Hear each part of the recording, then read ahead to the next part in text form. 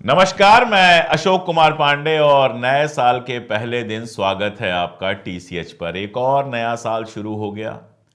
बधाइयां मिलेंगी चारों तरफ से, हैप्पी न्यू ईयर मिलेगा, वापस में सेम टू यू कहेंगे। और नया कुछ भी हो अच्छा तो लगता ही है। हजार कपड़े आपके पास हों लेकिन एक नया कपड़ा आता है तो अच्छा लगता है। बस दिक्कत यह है कि पिछले 7-8 साल से 10 साल से देश का वो हाल कर दिया गया है कि लोगों के लिए खुशी मनाना भी मुश्किल हो गया है। हाल कर दिया गया है ऐसा कि बेरोजगार भटक रहे हैं, नौकरियां नहीं लाठियां मिल रही हैं। हाल कर दिया गया है ऐसा कि आप अगर मुसलमान हैं, आप अगर सिख हैं, आप अगर दलित हैं तो आपके साथ कब क्या हो जाएगा कोई नहीं जानता। हाल कर दिया गया है ऐसा कि जिस हिंदुस्तान से हमें हमेशा मोहब्बत रही है उसी हिंदुस्तान में कई बार आप अनसेफ फील करते हैं। ऐसा लगता है कि पता नहीं कौन किस निगाह से आपको घूर रहा हो। हाल कर दिया गया है ऐसा कि टैक्स पर टैक्स बढ़ता जा रहा है और उसके बावजूद विदेशी कर्जा बढ़ता जा रहा है। मैं समझ नहीं पाता कि इतना सारा टैक्स जो हमारे ऊपर लगाया जाता है वो जाता कहां है। खैर, जो सबसे बड़ी दिक्कत हुई है वो ये कि एक तरफ प्रधानमंत्री नारा देते हैं, एक है तो सेफ है। हम लोग बचपन में नारा सुनते थे, हिंदू मुस्लिम सिख ईसाई भारत में सब भाई भाई, अनेकता में एकता। लड़ाइयां होती थी, झगड़े होते थे, बर्तन हैं तो आपस में टकराएंगे लेकिन बर्तनों को पटक पटक के तोड़ना नहीं होता था। रामनवमी पर जुलूस निकलता था लेकिन वो मस्जिद के सामने से गुजरता था तो बस गुजर जाता था। वो वहां खड़े होकर गंदे गंदे गाने नहीं बजाता था, गालियां नहीं देता था। मुस्लिम इलाकों से अगर जुलूस निकलता था तो किसी के घर पे चढ़ के अपना झंडा लगाने की कोशिश नहीं की जाती थी। मंदिरों में पूजा होती थी, मस्जिदों में नमाज, मस्जिदों में जाकर मंदिर नहीं तलाशा जाता था। जो ऊंचे पदों पे लोग बैठे हुए थे वो नफरत नहीं फैलाते थे। ऐसे लोग मुख्यमंत्री नहीं बनते थे जो खड़े होकर कहें कि हमें मियां लोगों का वोट नहीं चाहिए। लेकिन हो रहा है, यही हो रहा है 2014 के बाद से इस मुल्क में लगातार यही हो रहा है कि जो मोहब्बत के रेशे हैं उनको तोड़ा जा रहा है और जो नफरत के धागे हैं उनको मजबूत किया जा रहा है, उनको मकड़ी के जाले की तरह देश के ऊपर बुना जा रहा है। कुछ लोग सिर्फ इतनी सी बात से खुश हैं कि चलो अब्दुल टाइट हो रहा है। वो ये बात नहीं समझ पा रहे हैं कि महंगाई जिस लेवल पे गई है उनके घर भी राशन की कटौती हो रही है। वो इस बात को समझ नहीं पा रहे हैं कि बेरोजगारों की भीड़ जो बढ़ती जा रही है उसमें अपने घर के बच्चे भी हैं, उनके अपने घर के बच्चे भी हैं। वो इस बात को नहीं समझ पा रहे हैं कि देश के अंदर अगर अल्पसंख्यकों के खिलाफ लगातार हिंसा होगी तो बांग्लादेश, पाकिस्तान या किसी भी दूसरे मुल्क में जब हिंदुओं के साथ कुछ होगा तो हम आवाज नहीं खोल पाएंगे। ये इस बात को नहीं समझ पा रहे हैं कि धर्म के झगड़े में उलझाकर किस तरह से अदानी अंबानी की जेब भरी जा रही है। वैसे कल एक मजेदार खबर आई थी। अब तक अदानी की जो भी खबर आती थी वो कुछ ना कुछ खरीदने की खबर आती थी।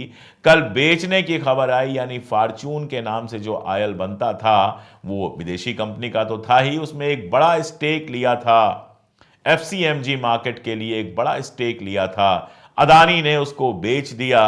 असर शायद वही है अमेरिका से जो वारंट निकला हुआ है उनकी गिरफ्तारी का, लेकिन उससे क्या फर्क पड़ता है।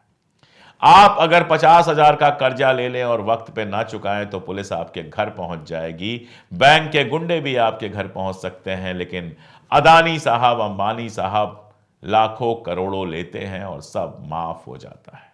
पिछला साल इस मायने में थोड़ा अलग रहा कि नरेंद्र मोदी लगातार कोशिश करने के बावजूद, लगातार दावे करने के बावजूद 400 पार ऐसे चल रहा था जैसे सारा मीडिया, सारा सोशल मीडिया 400 पार के गाने गा रहा था। लेकिन जनता ने अपनी ताकत दिखाई, लोकतंत्र ने अपनी ताकत दिखाई, या फिर शायद सेटिंग थोड़ी कम हो पाई और 400 पार छोड़िए 300 पार भी नहीं हुआ, बहुमत भी नहीं मिला। और उसका नतीजा यह हुआ कि एक ऐसी सरकार सत्ता में है जो दो दूसरी पार्टियों के भरोसे है। इसके बावजूद तरीके तो वही पुराने हैं, तरीके तो वही तानाशाही के हैं। राज्यों के जो चुनाव हुए उनके बारे में क्या कहा जाए, जिस तरह की रिपोर्टें आ रही हैं, पता नहीं कितने ईमानदार चुनाव हुए थे, कितने ईमानदार चुनाव नहीं हुए थे। ये भी हमने पिछले साल ही देखा, पिछले साल के जाते जाते देखा कि कैसे हाईकोर्ट ने एक फैसला दिया कि वादी को सारे कागजात दिखाए जाए और रातों रात सरकार और चुनाव आयोग ने नियम बदल दिया कि सीसीटीवी फुटेज वगैरह नहीं दिखाए जा सकते हैं, और ये करके इस शक को और बढ़ा दिया कि इस देश में जो चुनाव होते हैं वो कितने सही होते हैं, कितने गलत होते हैं। हमने इस साल में एक जज को भी, सुप्रीम कोर्ट के एक चीफ जस्टिस को भी जाते हुए देखा, जिनकी चिंता ये थी कि उनको इतिहास में कैसे याद किया जाएगा। बहुत भाषण दिया करते हैं, साल बीतते बीतते हमने मनमोहन सिंह जी को खोया, और शायद अपना इतिहास में नाम तलाशने वाले चंद्रचूड़ साहब को मनमोहन सिंह जी की मौत से समझ में आए कि बड़बोलों को इज्जत नहीं मिलती। बड़ी बड़ी बातें करने वाले अपनी जिंदगी में भले वाहवाहियां पा जाएं, तालियां पा जाएं, लेकिन मरने के बाद इज्जत उसी को मिलती है जिसने वाकई काम किया होता है चुपचाप रह के।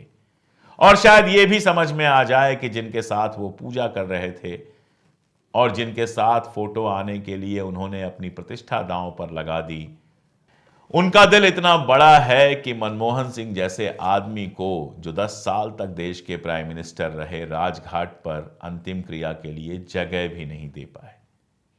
शायद उनकी समझ में आए कि पोस्टिंग हो सकता है उनको मिल जाए, बात तो हो ही रही है, बात हो रही है कि एनएचआरसी का चेयरमैन उनको बनाया जाएगा।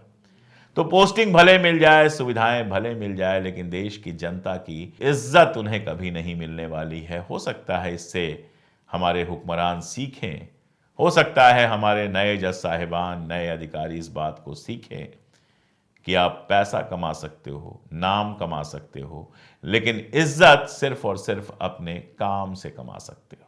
ये हालात हैं देश के, और इन्हीं हालात में उम्मीद जगती है जब सारे दमन के बावजूद नौजवान अपने अधिकारों के लिए सड़क पे आते हैं। जब खबर आती है कि कश्मीर की बर्फ में फंसे लोगों को किस तरह वहां के मुसलमान परिवारों ने बचाया, मस्जिदों में शरण दी, जब खबर आती है कि किस तरह से एक हिंदू परिवार एक गांव में मस्जिद की रक्षा कर रहा है, तो लगता है दोनों तरफ अभी अच्छे लोग बहुत सारे बाकी हैं, और उन्हीं अच्छे लोगों के लिए नए साल की बहुत बहुत शुभकामनाएं। एक नज्म सी है जो मैंने लिखी है, आप अगर सुनना चाहें तो जरूर सुने, आपके लिए ही है।